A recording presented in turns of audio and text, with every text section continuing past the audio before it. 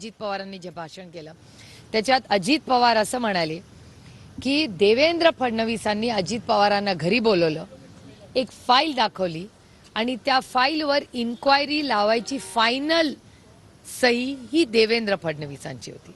आता एक 10 सेकंदात क्रोनॉलॉजी तुम्हाला सांगते की सिंचनाचे 70,000 कोटी रुपयाचे आरोप हे देवेंद्र फडणवीसांनी अजित पवार आणि राष्ट्रवादी काँग्रेस पक्षावर केले.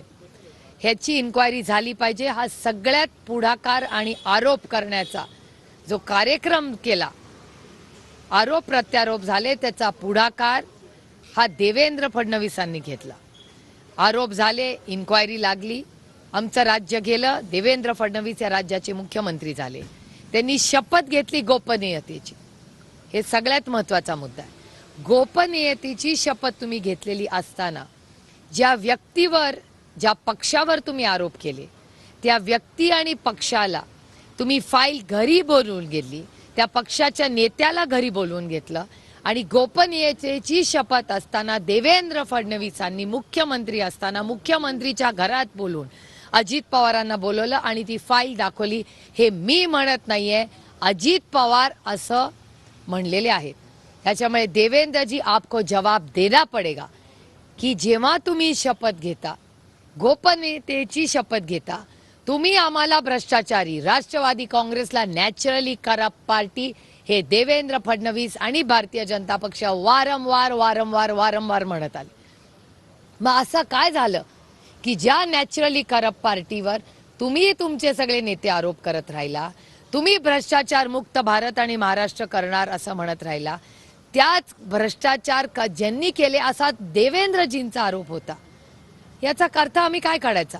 मग तो आरोप खोटा असेल तर देवेंद्रजींना राष्ट्रवादी काँग्रेस पक्षाची आणि त्यांच्या सगळ्या नेत्यांनी मान्य केलं पाहिजे की हो, आम्ही चूक केली, आम्ही खोटं बोललो या राज्याशी.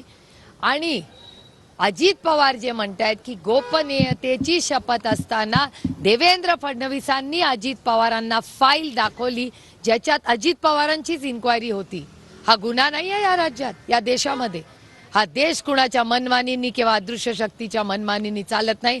हा देश कैलासवासी आपल्या सगळ्यांचेच प्रिय भारतरत्न डॉक्टर बाबासाहेब आंबेडकरांच्या संविधानाने चालतो. अजित दादा म्हटले की मी बारामतीत साहेबांच्या मुलासारखं आहे. काही लोक इमोशनल गेम करतात की साहेबांची शेवटची निवडणूक आहे. अरे, साहेबांची शेवटची निवडणूक आहे असं कुठला दुश्मन म्हणतोय? असं कधीच कुणाबद्दल बोलत नाही. अरे तुम जिओ हजारो साल, साल के दिनो 50,000. हे शॉकिंग आहे जर स्टेटमेंट असेल तर. असं एक तर आदरणीय पवारसाहेब इमोशनल कधीच दाखवत नाही. कुठल्याही नेत्याला इमोशन्स दाखवायला अधिकारच नसतो. त्याच्यामुळे आणि गेल्या 6 दशकाच्या राजकारणात शरद पवारांनी कधीही इमोशन्स वगैरे या गोष्टी कधी केलेल्या नाही. त्यांनी कर्तृत्वावर, कष्टाने आणि विकासावरच मतं मागितलेली आहे. आणि मला तुम्ही म्हणताय हे मी ऐकलेलं नाही स्टेटमेंट. प्लीज हे दाखवताना पूर्ण रेकॉर्ड करा. तुम्ही मुलासारखं आहे साहेबांच्या. अर्थात आहेच ना, आम्ही कधी नाही म्हणले. आणि पुढे पण तुम्ही काहीतरी बोलला. मी मुलासारखं आहे आणि मी जिंकला. काही लोकांची इमोशनल राजकारण नाही, पण अजून काहीतरी तुम्ही बोलला. तुम्ही म्हणला की शेवटचं इलेक्शन असं म्हणलं. शेवटचं निवडणूक आहे साहेबांचं असं म्हणून काही लोक इमोशनल करतात.